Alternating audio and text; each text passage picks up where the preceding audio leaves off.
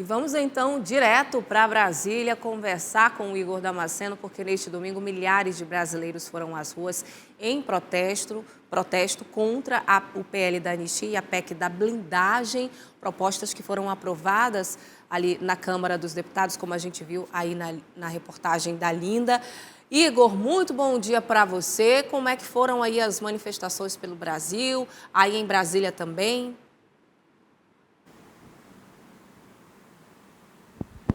Oi, Rose, bom dia para você, para o Luiz, bom dia também a todos que nos acompanham. Rose, como você disse, milhares de pessoas se reuniram nas ruas das principais capitais brasileiras contra principalmente a PEC da blindagem. Apesar de todo mundo entoar cânticos de sem anistia, fazendo referência à reprovação das pessoas ao projeto de lei que quer perdoar condenados por ataques à democracia, na verdade o grande mote era se colocar contra a PEC da blindagem, que foi aprovada em 2 turnos na Câmara dos Deputados e que agora tramita no Senado Federal. Em São Paulo e também no Rio de Janeiro, mais de 40 mil pessoas protestaram contra esses 2 textos. Aqui em Brasília, algo em torno de 20 mil pessoas. Mas houve também protestos em outras capitais. Vocês viram aí na reportagem da Linda em Manaus, mas também em capitais do Nordeste, como São Luís, Salvador, onde houve também uma multidão de pessoas, e João Pessoa. São pessoas ligadas a movimentos sindicais, movimentos sociais também,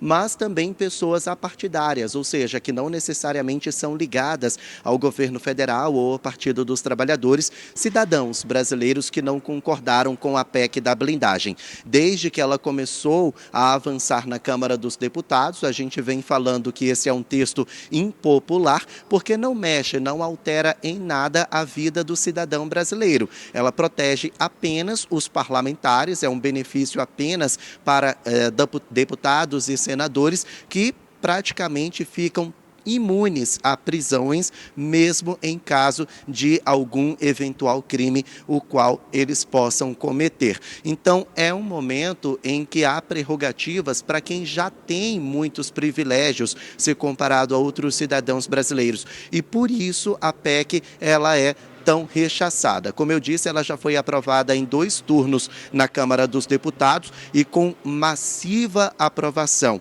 353 votos favoráveis no primeiro turno, 340 no segundo turno. Agora, por causa dessa impopularidade do texto e dos inúmeros protestos, a repercussão negativa em torno dessa proposta de emenda à Constituição, no Senado Federal, a realidade pode ser outra. Nesta semana, ela deve ser votada na Comissão de Constituição e Justiça do Senado e a expectativa é que essa PEC seja enterrada ali mesmo. Muitos parlamentares que são membros da CCJ do Senado afirmam que ela vai ser reprovada por ampla maioria e que sequer vai chegar até o Senado do plenário. A gente sabe que ano que vem é um ano eleitoral, houve uma repercussão muito negativa em torno dessa PEC e os senadores não querem se comprometer com a opinião pública, com o eleitorado. Por falar em eleições, os deputados federais que votaram favoravelmente por esse texto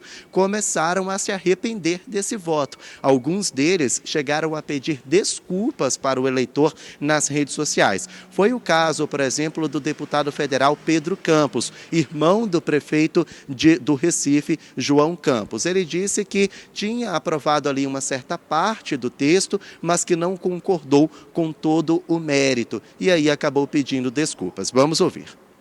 Junto com a maioria, votamos a favor.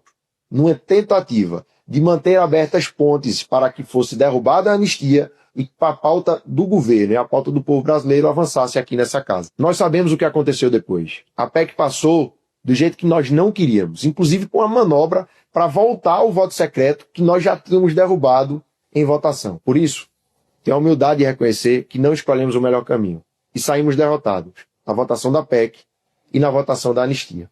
E pela forma como foi conduzida a manobra na PEC e a votação da anistia, eu estou entrando com mandado de segurança no Supremo Tribunal Federal para que anule a votação e a manobra que foi feita para a volta do voto secreto.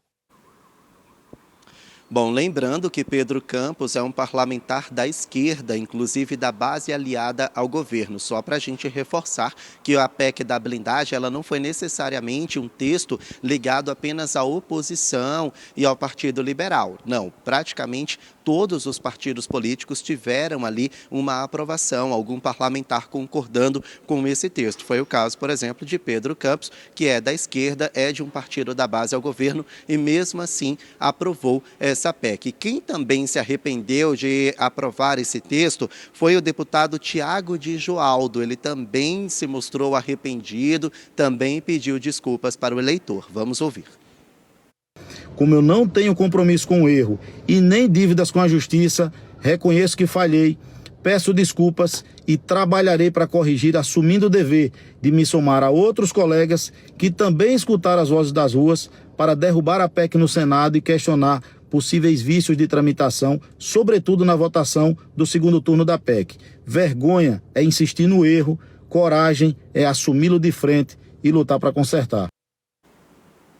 Bom, a fala mais forte foi da deputada federal Silvia Alves, que é do União Brasil. Ela também se arrependeu de ter votado essa proposta de emenda à Constituição. Vamos ouvir.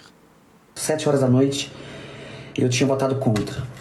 E a partir desse momento eu comecei a receber muitas ligações de pessoas influentes do Congresso Nacional, se é que vocês me entendem. Ligaram dizendo que a votação contra, que eu sofreria retaliações, enfim, eu não sei que tipo de retaliação um deputado federal sofre, poderia sofrer dentro da Câmara dos Deputados. E eu fui covarde. Eu cedi à pressão. Por volta de quase 11 horas da noite eu mudei meu voto. Eu não fui forte, sabe? Eu sou uma mulher super forte e eu não tive, naquele momento, força para fazer o correto. E eu quero pedir perdão para vocês. Bom, agora resta saber se esses parlamentares se arrependeram de aprovar essa PEC, porque finalmente entenderam os malefícios que elas podem trazer para a nossa democracia e a crise que ela pode provocar entre o legislativo e o judiciário, ou se eles se arrependeram porque estão com medo das eleições do ano que vem e ficarem de fora por causa dessa situação, porque se queimaram com a opinião pública em torno desse texto. Então, resta saber isso. Agora, falando a respeito da PEC, dos protestos da PEC da blindagem contra esse texto, as manifestações elas foram ironizadas por políticos e apoiadores de políticos ligados ao ex-presidente Jair Bolsonaro. Por exemplo, o pastor Silas Malafaia chamou essas manifestações de piada e o deputado federal Nicolas Ferreira disse que nem a Lei Rouanet pôde colocar multidões nas ruas, ironizando a quantidade de manifestantes nas ruas das principais capitais brasileiras. Lembrando que em São Paulo e Rio de Janeiro juntas, quase 100 mil pessoas reunidas, aqui em Brasília mais de 20 mil pessoas, uma multidão também em Salvador. Então houve sim um protesto amplo contra a PEC da blindagem e lembrando que esse protesto não foi somente de pessoas ligadas ao governo ou de filiados ao Partido dos Trabalhadores, mas de cidadãos que entenderam que esse texto é um escárnio à população brasileira que já não tem benefícios, que já passa por lutas para ter benefícios no Congresso Nacional e que o Congresso, mesmo assim, aprovou uma PEC que beneficia apenas eles mesmos, ou seja, uma legislação em causa própria. Quer ficar por dentro de todas as informações e da programação da Crítica? Faz o seguinte, se inscreve no nosso canal e ativa as notificações para não perder nada. Até o próximo. Tchau!